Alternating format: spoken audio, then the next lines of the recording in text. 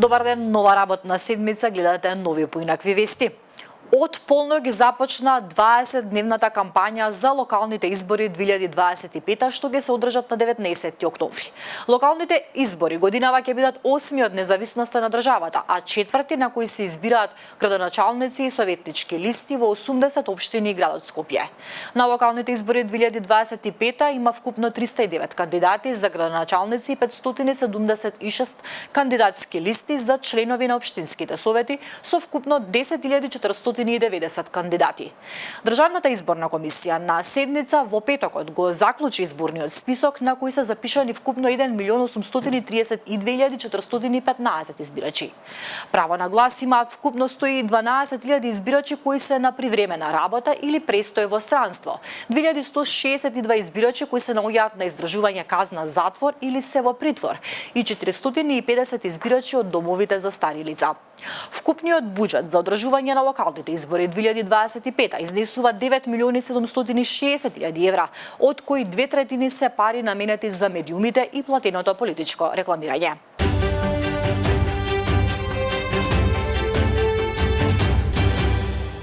Бугарија ниту признава македонско малцинство, ниту ги спроведува пресудите од Страсбург.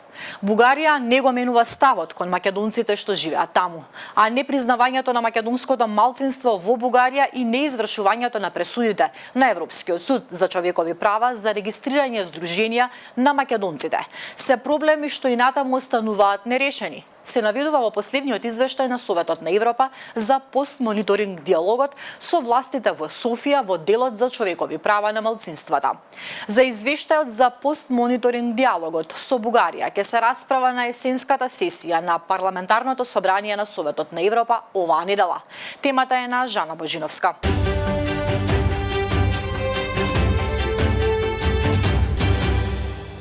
Тешка сообраќајка во Црна Гора. Министерката за туризам на Црна Гора, Симонида Кордик, е тешко повредена во сообраќајна несреќа што се случила вчера попладне. Кордик била патник во службен Мерцедес управуван од вработен возач. Во несреќата била вклучени уште 2 возила, а сударот се случил по еден од тунелите на патот во Драгај. Причините за несреќата се уште се испитуваат.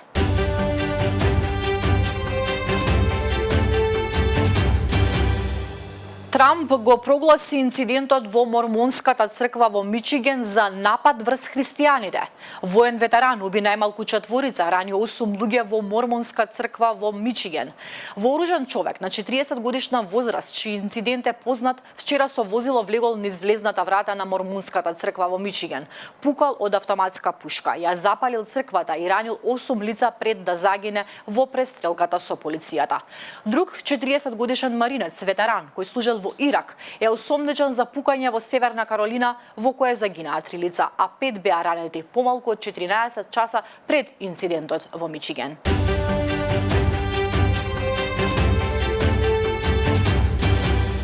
Во Запорожје со денови нема струја.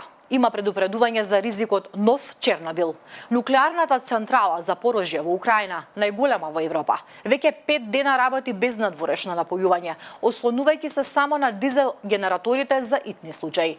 Според податоците од Меѓународната агенција за атомска енергија, ова е една од најсериозните ситуации откако централата беше заземена од руските сили во 2022 година. Инаку украинскиот претседател Володомир Зеленски официјално потврди дека неговата земја го добила системот за воздушна одбрана Патриот од Израел и дека тој веќе е во функција.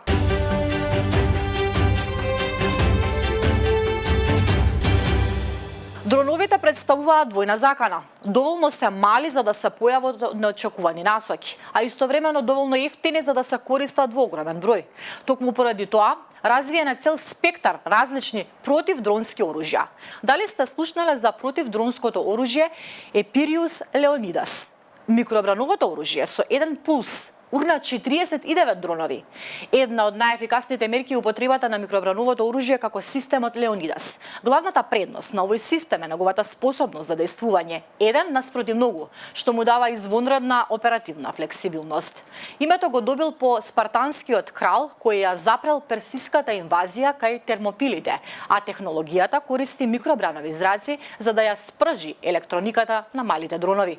Дополнително, Леонидас се управува софтверски, што му дозволува да го адаптира брановиот облик за оптимален ефект. Безбеден е за користење во близина на луѓе.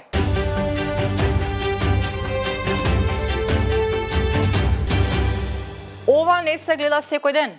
Откако втора ноќ поред, неидентификувани дронови летаа над данското небо, како одговор на зголемените закани. НАТО објави засилување на својата мисија во Балтичкото море со испраќање фрегата за воздушна одбрана и дополнителни средства за следење и надзор.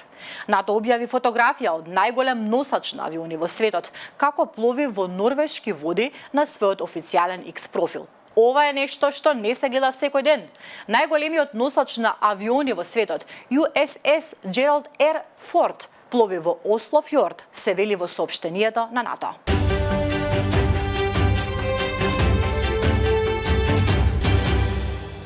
А дали ви се верува дека еден човек може да премести брод и тоа со заби? Не, ова не е никаков мит, туку навистина се случи. Египетскиот борач Ашраф Махрус вчера во одморалиштето Хургада влежал брод од 700 тони, користејќи јаже што го држал само за забите. Махрус, познат и по прекорот Кабонга, сака да го струши моменталниот светски рекорд забележан во Гинисовата книга на рекорди од 2018 со брод од 614 тони. За овој сериозен предизвик се подготвувал со посебен тренинг и режим на исхрана. Консумирал околу 12 јајца, 2 цели кокошки и 5 килограми риба дневно, додека тренирал 3 пати на ден.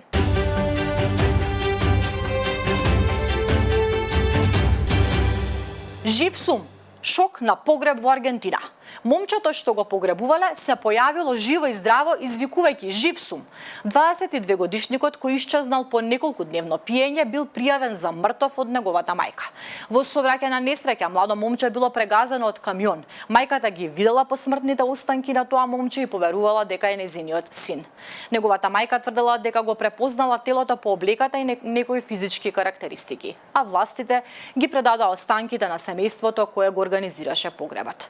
Сепак, синот ги шокира ожалостените кога се појави жив на церемонијата. Тој призна, замислете, дека неколку дена бил на пијан маратон и дека воопшто не бил свесен за својата наводна смрт. Тешко на оваа мајка.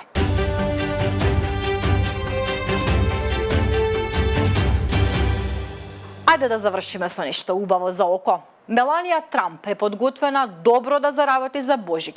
Како? Таа ја представи најновата колекција божикни украси инспирирани од незината љубов кон Америка.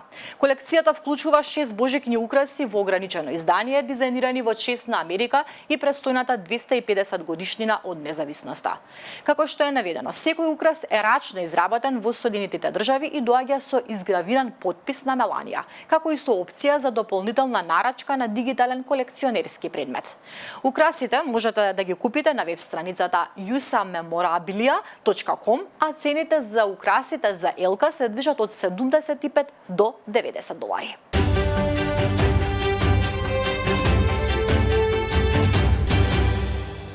Денеска ќе имаме променливо, облачно и врнежливо време со температура до 22 степени. Подгответе се за драстична промена на температурата. Од среда се очекува нов влажен и постуден бран со пообилни врнежи од дожд. Температурата ќе биде со значително опаѓање. Тоа беше се во овие поинакви вести. Ви благодарам за вниманието и довербата. Се гледаме утре во 10:30.